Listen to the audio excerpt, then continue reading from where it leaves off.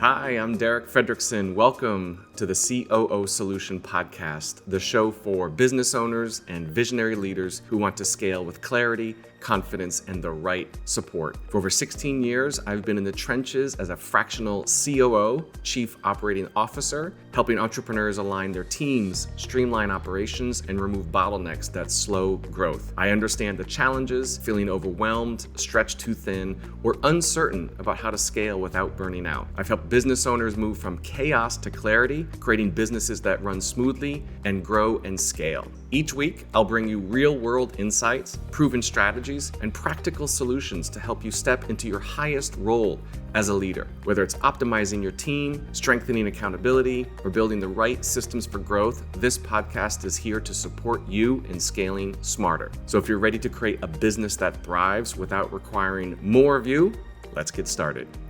What would it feel like if your business kept running without you? And I don't mean just barely running like your team is treading water and trying to survive until you come back to save the day. I mean thriving, growing, delivering results, maybe even doing better without you there. And imagine this for a moment. You take 2 weeks off, right? No laptop, no calls. Maybe you're traveling. Maybe you're spending time with family. Or maybe you're finally resting and just taking a break. And when you come back, you realize that clients were actually taken care of. Projects were completed on time. And revenue kept coming in and maybe even increased. That's what a self-managing team makes possible. And if you don't have that yet, you're probably feeling one of two things. Either, number one, you're frustrated that everything depends on you, or guilty that you should be delegating more, but you're not sure how. And today we're diving deep into what it really takes to build a self-managing team, one that thrives without you. Welcome back to the COO Solution Podcast. I'm your host, Derek Fredrickson, and thank you for being here today. This podcast is about helping founders, entrepreneurs, business owners, CEOs finally build businesses that don't require them to be in the middle of every little thing. Because the reality is you can't scale, you can't grow your business, you can't have freedom, and you can't actually enjoy what you've built if the entire thing collapses the moment you take a step back. And I'll be honest, today's episode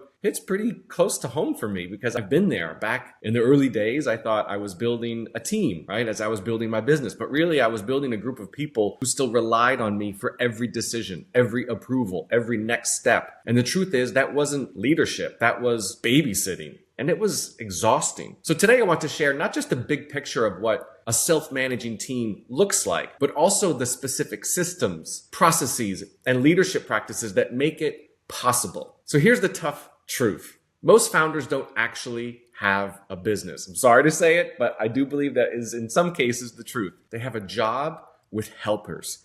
And if you're the bottleneck, if you're the hub of the wheel, if everything stops when you're not available, you're not running a business. You're running yourself ragged. But when you build a self-managing team, one that has clear roles, systems that keep things moving, and a culture of trust, you shift from being a micromanager to being a real CEO. And that's where the freedom comes in. Let's dig into why this matters so much. Reason number one, you can't scale without it. You cannot scale without a self-managing team. And if you're the one making every decision, growth stalls. You become the ceiling. And what's ironic is that many founders think they're the fuel for growth. But if all the growth depends on them, they're actually the limitation. They're the bottleneck. They're getting in the way. Reason number two, burnout is inevitable. This isn't just about being tired. It's about that bone deep exhaustion that makes you start questioning why you even started. Is this even worth it? If every problem lands on your desk,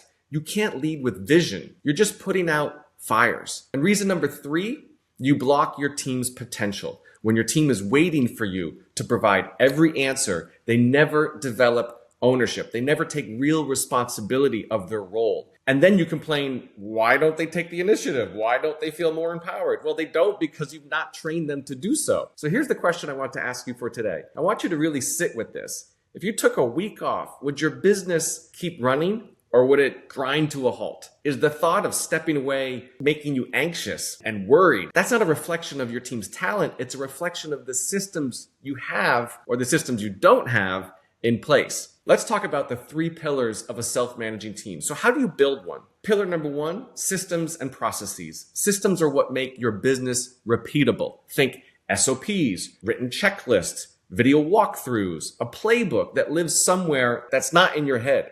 It's the how we run your business. Think project management tools like Asana, ClickUp, Trello, Monday.com, where tasks are tracked, visible, and owned, and you have the capacity to see what's happening in your business at a moment's notice. Think automation tools like Zapier or Dubsado or Make.com or HubSpot that handle the repetitive stuff, right? The things that can get in the way. Let me tell you, most CEOs resist this part because systems feel boring. They're not sexy. They want to stay in the creative, visionary space. But here's the thing. Systems are freedom. Without them, you're stuck repeating yourself over and over. With systems, you're free to innovate, create, and actually lead. Pillar number 2, accountability structures. This is about clarity. Every person should know their role. Every role should have a clear set of outcomes it's accountable for. This is why tools like the accountability chart from EOS, Entrepreneurial Operating System, are so powerful. You see who owns what. Add in a scorecard or KPIs and metrics, maybe 5 to 10 key metrics that are tracked weekly. And suddenly you don't have to chase people down. You see the health of the business at a glance. And this is critical. Accountability isn't about micromanaging. It's about creating visibility so that performance is transparent, not hidden. And pillar number 3 is a culture of ownership and trust. This one's less about tools and more about leadership and you stepping into the future vision of the business owner that you want to be. Ownership means your team isn't just completing tasks. They're not just going through the motions. They're owning outcomes. They're thinking, how do I solve this? How can I be more proactive in what I'm doing? Instead of, I'm just going to wait until Derek tells me what to do next, right? That's not a recipe for success. And trust means letting them do it. For most founders, this is the hardest part because it means letting go. And here's the truth. Delegation is a skill. Most people don't actually delegate. They abdicate. They toss something over the fence without context or support, and then it doesn't work, and they say, see, I knew it couldn't trust them. I knew it wouldn't happen. It's what I call drive-by delegation. But true delegation sounds like, this is the outcome that I want. Here are the parameters, my expectations. Here's how we'll measure success. And I trust you to figure out the how. When you combine systems, accountability, and trust, you get a team that doesn't just do the work, they own the results. Now let's talk about what usually goes wrong. And you may have experienced some of this in the past. There are a few mistakes we need to keep in mind when we talk about a self-managing team. Mistake number 1 is hiring helpers, not owners. If you're hiring people just to check the box, don't expect them to think strategically, okay? Owners ask, how can I solve this? Helpers ask, what do you want me to do next? Tell me what to do. Mistake number 2, keeping everything in your head. We got to get it out of your head and into an SOP document. If the only playbook is you, then you're the system and you can't scale you in your business. And that's why you're stuck. Mistake number 3, micromanaging. We covered this in a previous episode on this podcast. If you give someone ownership, but then second guess every decision, they'll stop trying. Nothing kills initiative faster than redoing people's work. And mistake number 4, avoiding tough conversations. This is a big one. Accountability means calling out when someone fails to meet expectations. If you don't do that, you're not creating a culture of ownership. You're building a culture of excuses. I've made all 4 of these mistakes myself, and every founder I've worked with has too. It's part of the learning process. But the good news is that you can fix them. Let me share a real example because I think sometimes it's helpful to hear a real story of how this actually works. So one of my clients here at the COO Solution, a multiple 7-figure coaching business, came to us just completely overwhelmed. She was brilliant. She had all the great ideas and she was driven, but she was drowning in the day-to-day. And I mean, just completely overwhelmed. Her team was talented, but they were in a holding pattern, kind of just waiting for the next step. They waited for her to give the green light on everything. And she couldn't take a day off without 10 fires waiting for her to get back and whack-a-moling everything that needed to get done.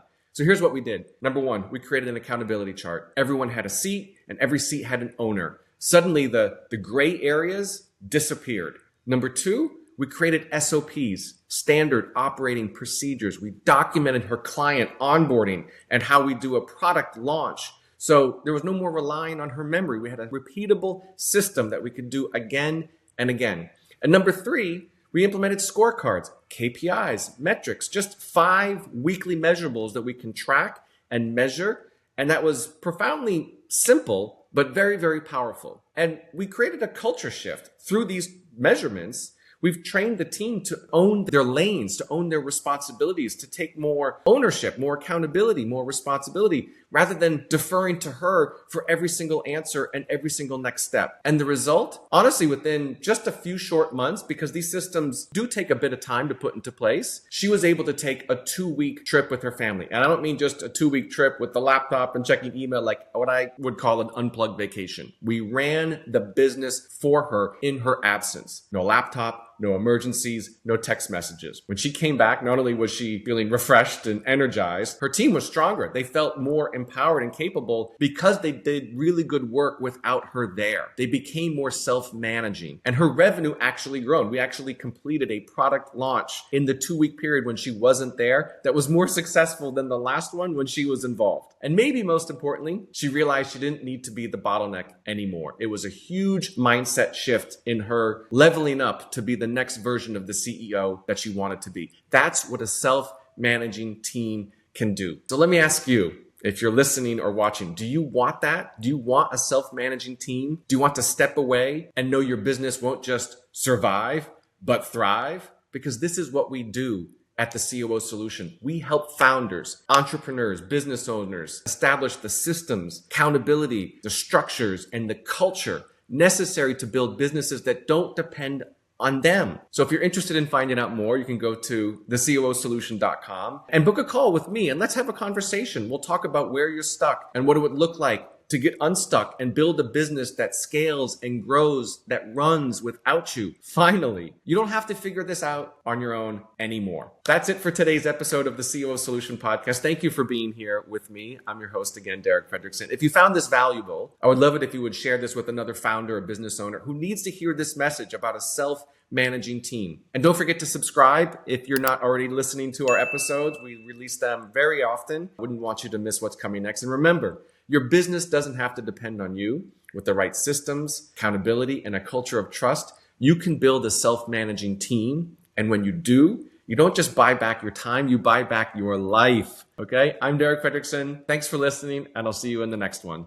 And that's a wrap on this episode of the COO Solution Podcast. If you found today's conversation valuable, I'd love it if you could subscribe, leave a review, and share it with someone who's ready to get control of their business and scale it with a second in command that they trust to handle all the daily tasks and operations they don't enjoy. And hey, maybe you're wondering if now is the time to bring on a trusted fractional COO or Chief Operating Officer to help your thriving business scale with clarity and confidence. If you're tired of doing it alone, visit thecoosolution.com and take our free quiz to help determine if now is the right time to bring a fractional COO to help you scale. In just 25 questions, you'll get a personalized report that helps you decide if your business is ready for the game-changing support of a part-time fractional COO. Let's find out together if it's your next step. Thanks for tuning in, and until next time, let's roll up our sleeves and get to work.